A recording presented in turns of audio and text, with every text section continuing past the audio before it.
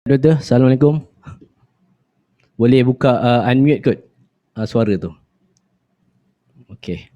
Sihat? Assalamualaikum. Okey. Baik, kita nak petang satu topik yang berat hari ni jadi kita lapang-lapangkan senyum-senyum sikit. Satu hari yang panjang. InsyaAllah semoga kita memberikan floor ni pada doktor. Majlis mempersilakan. Bismillahirrahmanirrahim. Assalamualaikum warahmatullahi wabarakatuh. Terima kasih kepada saudara Ashraf Farid, semua pembentang panel pada hari ini lah. Seperti mana yang moderator sebutkan tadi, tajuk yang saya nak bentangkan ni pun tajuk yang berat, dan saya sendiri nak bentang pun rasa berat kan. Memandangkan tajuk-tajuk falsafah ni dia mencabar minda lah. Sebelum ni saya ingat tajuk falsafah ni tajuk-tajuk senang je. Sebab itulah pada pandangan awalnya tak payahlah belajar falsafah, kita belajar sains, belajar apa ni yang lebih saintifik, rasa lebih mencabar. Tapi apabila mula berkecimpung dengan bidang-bidang falsafah ni, rasa mencabar falsafah ni untuk dibentangkan dan untuk difahami. Baik, berbalik kepada persoalan yang ditanyakan oleh saudara moderator tadi kan, bagaimana kita melihat sumber asli yang ada di atas alam ni, dan bagaimana kita nak menggunakan sumber asli ni atas tujuan apa dan bagaimana. Itu saya rasa falsafah mindset yang perlu kita fahami, at least lah dapat faham pada hari ini. Baik, seperti mana yang kita maklum, Malaysia ni alhamdulillah kaya dengan sumber asli kan, saudara moderator. Kita ada reserve lebih kurang 4.1 trilion sumber asli. Kita ada baru ni dibentangkan, kita ada lebih kurang 700 bilion sumber unsur nadi bumi.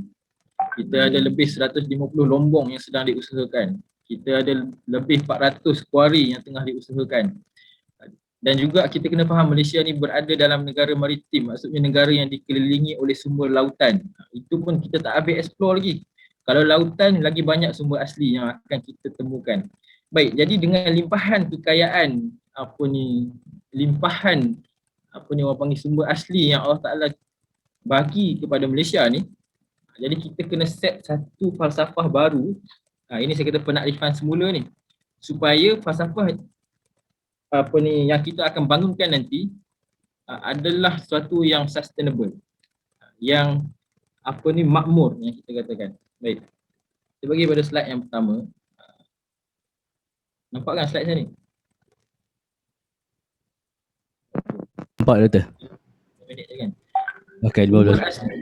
Pengenalan sumber asli adalah modal kepada aktiviti pembangunan, manakala falsafah sumber asli adalah asas yang menentukan rupa bentuk pembangunan sebuah peradaban atau tamadun. Baik, sebagai contoh, kalau kita tengok cara fikir falsafah yang didominasi oleh negara-negara yang banyak sumber asli ni. Sebagai contoh, kita kata Afrika pun lebih kurang kita, bahkan mungkin lebih, yang reserve sumber asli dia bernilai trilion.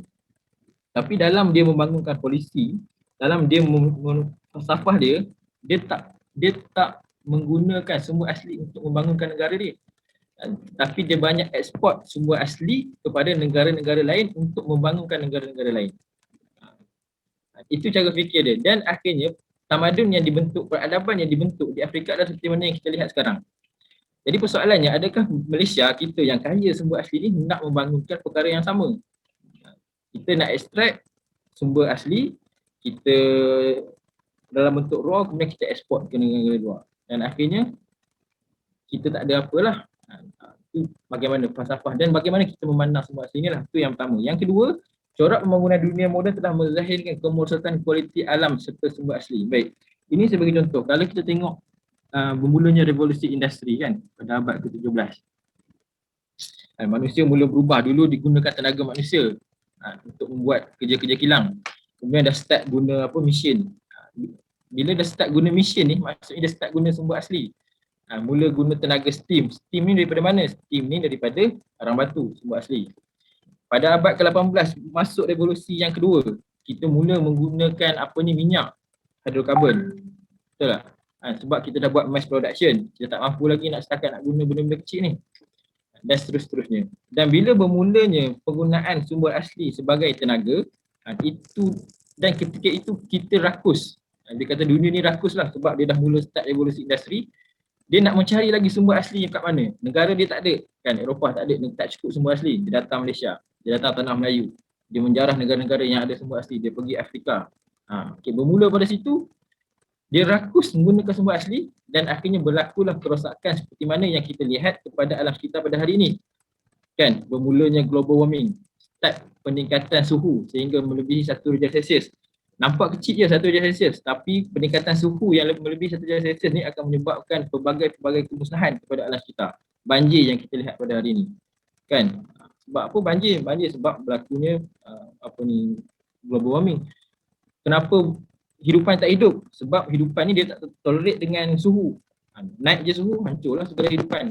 Kemudian bukanlah makanan makin merosot dan sebagainya. Baik.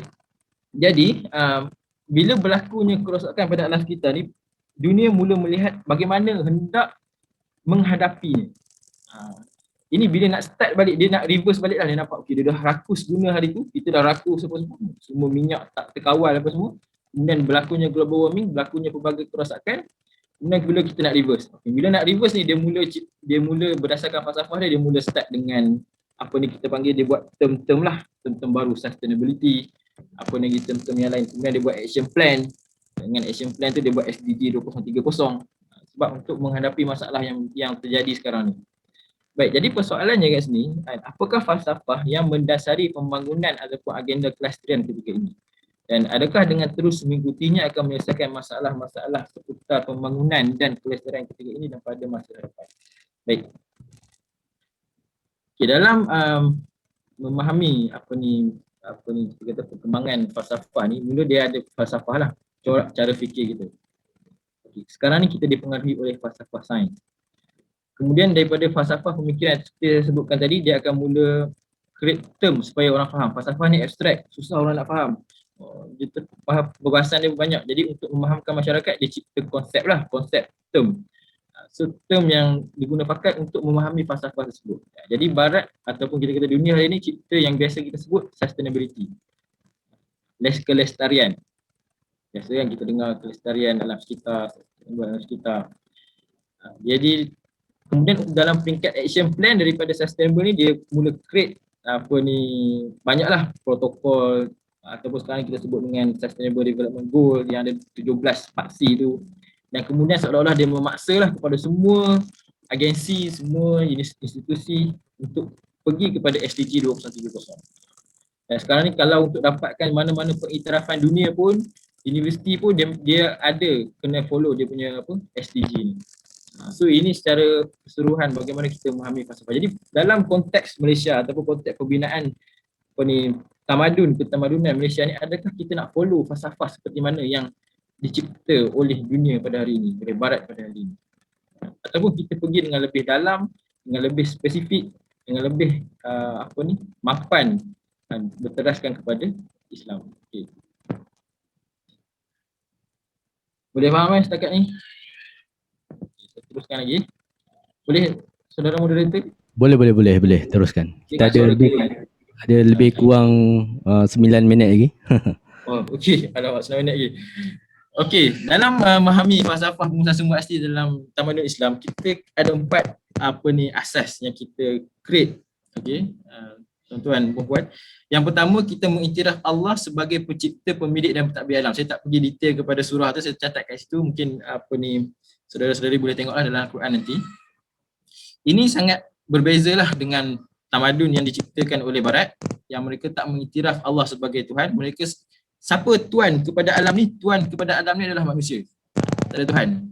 Jadi aku manusia yang membuat alam ni, jadi dia berkuasa kat atas alam ni, dia boleh buat apa saja kat atas alam ni. Dia tak ada paksi sampai kepada Tuhan, tu tak ada.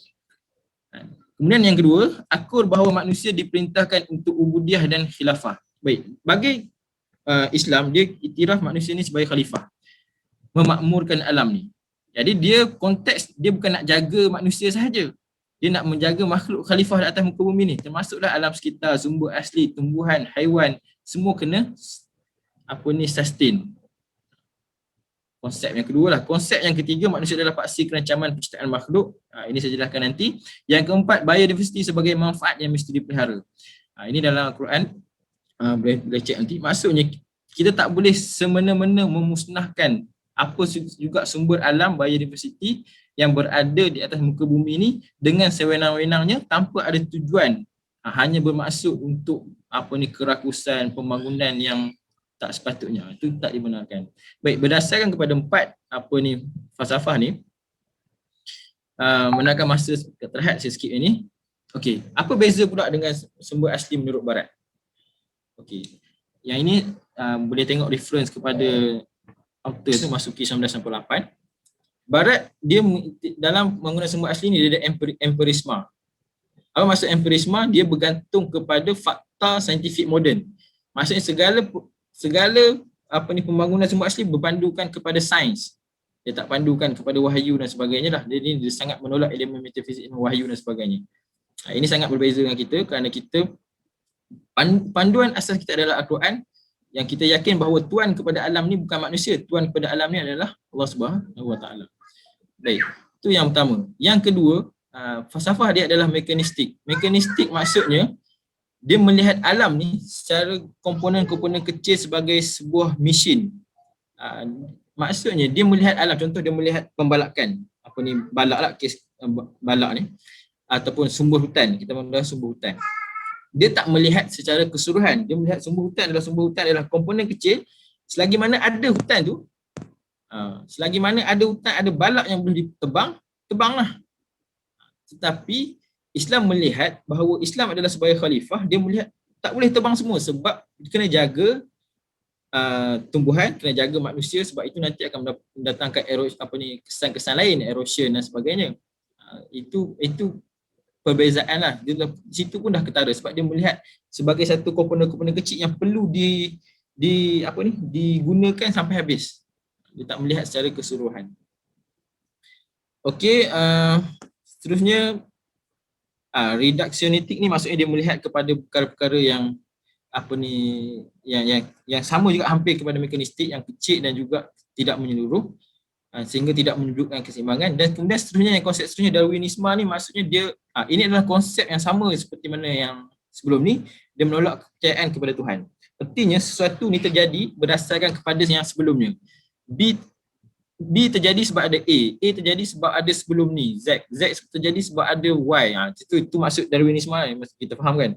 Jadi dia tak ada konsep Tuhan kat sini.